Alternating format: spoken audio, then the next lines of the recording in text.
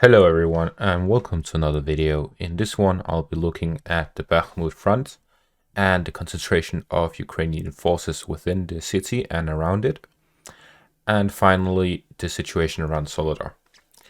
I'll start out with the situation around Soledar just to get it out of the way. So now the Soledar area has mostly been captured, where only this final train station is left. The Ukrainian soldiers within the city center have all either been captured or killed.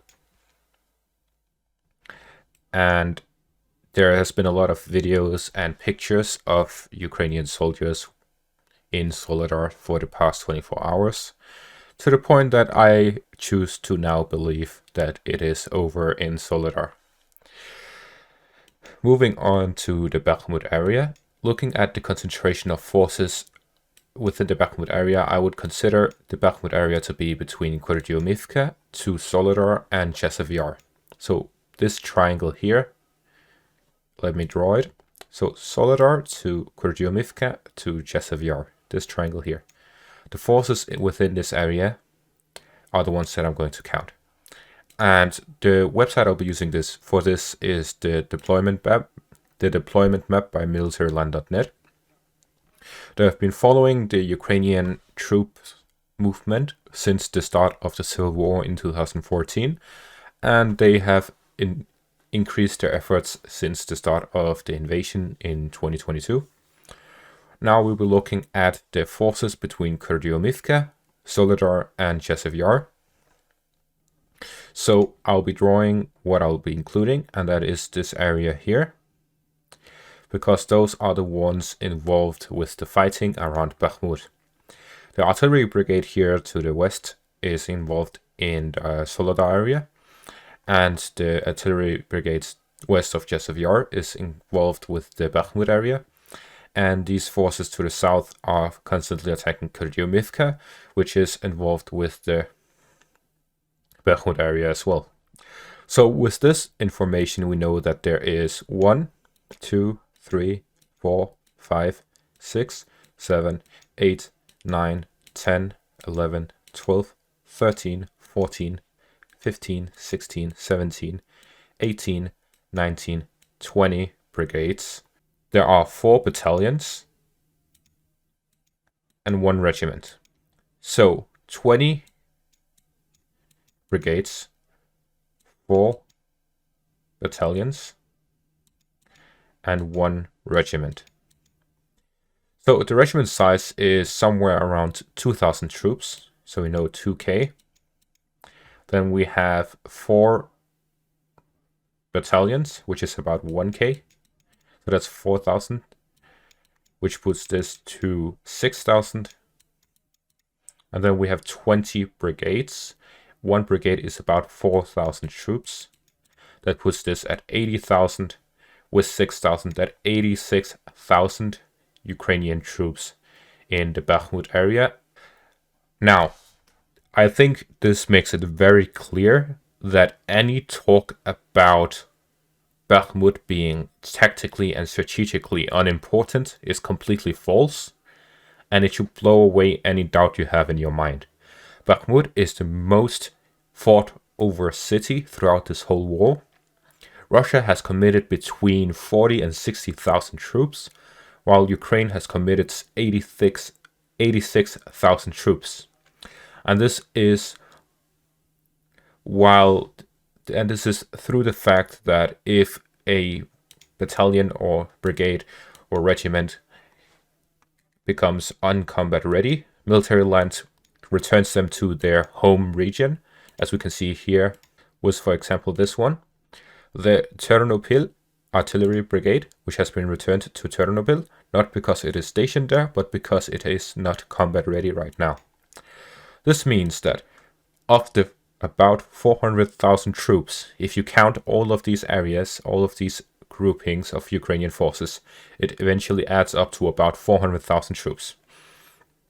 So of the 400,000 troops of the Ukrainian armed forces, 86,000 is located in Bakhmut. That's 1/5 of the army. 1/5 of the Ukrainian army situated around these few square kilometers. So rather than complaining about how Russia concentrates all its forces around Bakhmut, maybe you should think about the fact that both sides are concentrating all of their forces around Bakhmut. And also think about the significance of this. Wagner claims about 25,000 casualties on the Ukrainian side around Soledar. Of course, we have to take that with a grain of salt because you would always want to exaggerate the losses of your enemy. And if we take it by World War II standards, it's usually about 5 times exaggeration, so about 5,000 casualties for Soledar. But I do believe that this is not exactly true for this case, because considering the fact that around Soledar specifically, we can see that there are 4 brigades, and if every brigade is 4,000 troops, that's 16,000 troops in Soledar. With 2 battalions, we add that up to 18,000 troops. And that is besides the fact that there has been a lot of rotations in and out of Soledar during the fighting. So the casualty rate could be somewhere around 10,000 plus. And most likely it is somewhere around that for both sides. So over 10,000 of casualties on each side over Soledar. And now with the loss of Soledar, the Ukrainians are now focusing all of their forces around Bakhmut and the surrounding villages, which means that this fighting in the Bakhmut, Soledar, and Kurdyomivka front will most likely take upwards of 50,000 casualties on each side when it's done. So this will be by far the bloodiest battle of the war.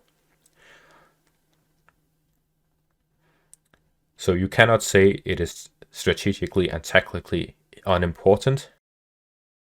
In other news, there's this large thread about a coming Russian offensive, and I think it's very interesting, so I'll be looking through it. Starting out, we have to notice that the current leaders of the Russian military operation has changed, and that is with the commander-in-chief being General Valery Gerasimov, which is a 4-star Russian general. Then General Sergei Surovikin, which used to be the commander-in-chief, has now returned to being the Russian airspace commander, and he's also a 4-star general. Then we have the deputy commander-in-chief of the ground forces, General Oleg Selyukov, which is another 4-star general. And then finally we have a deputy chief of the general staff, so the assistant to Valery Gerasimov, who is Alexei Kim, and he is a 3-star general. So we have these 4 generals being in charge of the military operation, and it is said that they have changed up their roles to make it more efficient, and that is most likely because they are waiting for an influx of new troops. And at the same time, the British MI6 expects a large-scale offensive of the Russian armed forces in Ukraine in the coming weeks. So we are seeing this change up in command at the same time as the MI6 expects a large-scale offensive, and the Ukrainian commander-in-chief has also warned of a Russian offensive incoming very soon.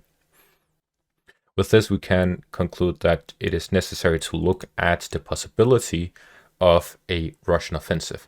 So Big Sergei, or Vite Sergei, looks at multiple options. He has concluded with 4 options. The first one being an assault from the Belgorod area towards Izium, where the Russian forces will go behind the Oskil River and attack directly in the direction of Izium, and at the same time couple that with offensives along the Luhansk border, where they will attack in the direction of the Oskil River. If they can manage to cut off the Ukrainian forces by the Oskil River, then they will cut off a large portion of the Ukrainian armed forces. And if Bakhmut falls, the Russian forces can reach towards the Severodonetsk River and cut off all of the forces. And the Russians will be able to recapture Izium and Liman, while at the same time destroying a large part of the Ukrainian forces. The second option is in direction of Kiev, where it will not be directly in correlation with the southern attacks. However, it will still help them, as it will force the Ukrainians to send troops back from the front line to Kiev to protect the city as the Ukrainian forces do not have enough troops in the northern area to protect against a Russian offensive. Therefore, they would need to pull back troops. The third option is a Russian offensive by the Zaporizhia axis, and I believe this is one of the most likely ones, as a Russian offensive by Zaporizhia would be able to cut off the main supply routes from the west towards the Donbas region.